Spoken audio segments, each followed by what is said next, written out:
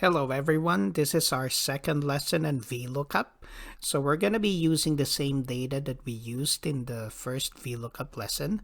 At the end of this video, you will see a link to that lesson, the first VLOOKUP lesson. But this time, we're going to approach the topic in a different way. In our first VLOOKUP lesson, maybe just a little refresher. The VLOOKUP function allows you to look up a value in your transactional table. Let's say these are your transactions, these are your sales on a daily basis, and you're using the product number as your reference to determine what that item is and also the price of that particular item. Okay, so in order to know the item name and the price, we're going to be looking up this value here in column B, which is the product number, in this price list. This is our table array or lookup table. Okay. However, in this lesson, instead of using this table or using this data set as our price list or our table array, we're going to use a table array that is found in another worksheet. So notice here I have another worksheet, price list. We're going to be using this table here. This is, of course, the same table as we have in our worksheet over here, the sheet 1 worksheet. But this time we're going to try and get this or use this table array instead. Okay, so let's start off here. Okay, so I want to get the item name for product number 100. I'm going to use VLOOKUP to do that. So let me start by placing the cell pointer here in C4. And then I'll use the function button and use VLOOKUP. You can actually type VLOOKUP here in the search box if you don't find VLOOKUP in this list. So since VLOOKUP is already here, I'm just going to select VLOOKUP and then click OK. There you go. So what are we looking for? So first is the lookup value. As you can see here among the parameters or the function arguments that we find here, what is our lookup value, what is our table array, and what is our column index number. So we're just going to be using these three parameters or arguments in this lesson. And what is the lookup value? Let's start with that. The lookup value, as you can see here, I'll place my cursor there in lookup value. The lookup value is this item over here, B4. We're looking up the item 100, which is in B4. So we have B4 over there. That's correct. We're looking that up in our price list or our table array. Now, where's our table array? I'm going to place my cursor on the second item here, table array. Our table array is in another worksheet. So what do? I place my cursor here in table array, and then I'm going to click price list right here, the other worksheet. So notice here, if you look at the table array item in the dialog box, it now says price list, and price list with an exclamation point. The exclamation point indicates that the word price list is actually a name of a worksheet. Okay, and then after clicking price list, I will be selecting the entire table array here. I'm not including the titles, by the way. So I'm just selecting B4 all the way to D9. Okay, B4 to D9. Okay, that contains my product numbers, the first column here. The second column is the item name, and the third column is the price.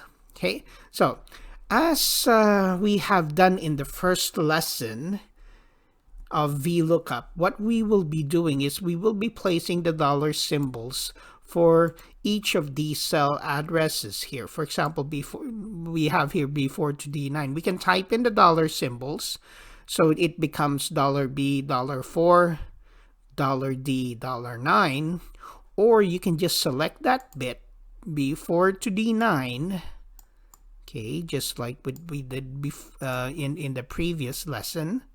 So you can select that B4 to D9 and then press the F4 key. There. Oh, let me try again. Press the F4 key. There you go. So notice it now says $B, $4, colon, $D, $9. What does that do? That makes that cell address or that range of cells B4 to D9 a permanent one, and it will not change when you copy the formula to the other cells by using autofill.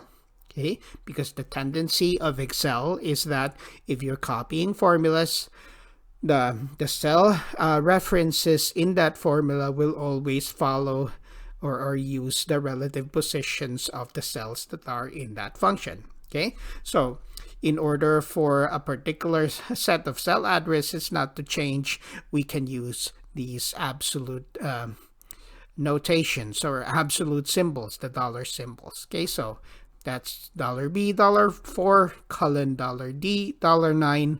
That makes it permanent or locked. So what about the column index number? Okay, for that, we will be using a number. Okay, and the column index number for B4 here in this column C, we're looking for the item name. Okay, the item name is actually the second column in that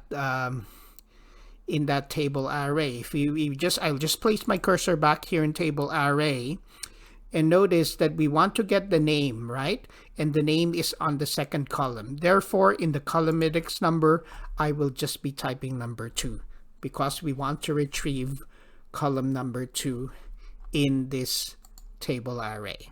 Okay, column number 2 is actually column C. All right, so that is it. Column 2, B4 is our lookup value. Table array is B4 to D9, absolute address. And of course, we have the price list over here, which is the name of the worksheet.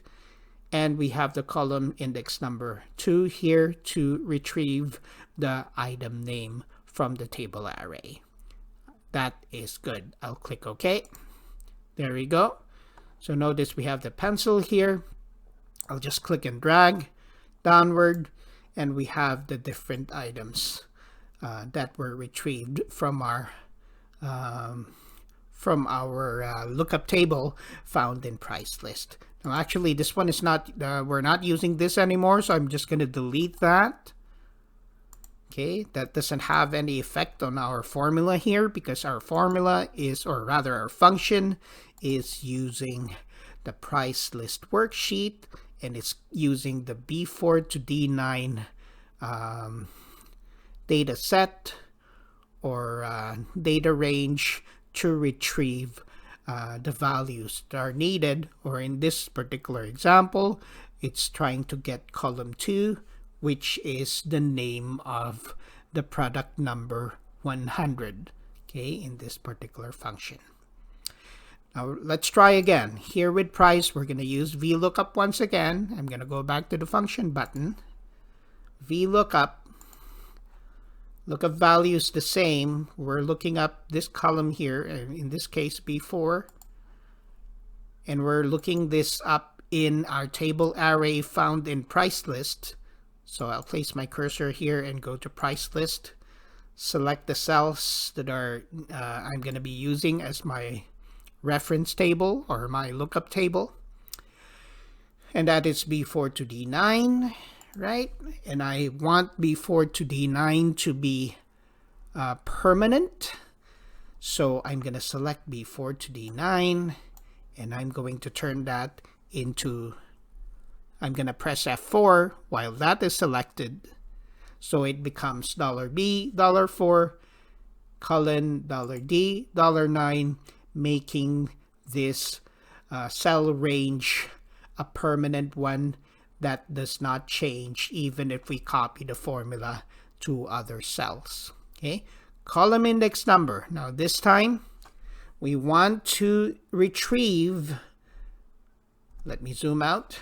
We want to retrieve, this time we want to retrieve the price, right? We want to retrieve the price, and the price is on the third column of this table array, right? So therefore, in my column index number here, I will be typing number 3, the third column. That's what I want to retrieve.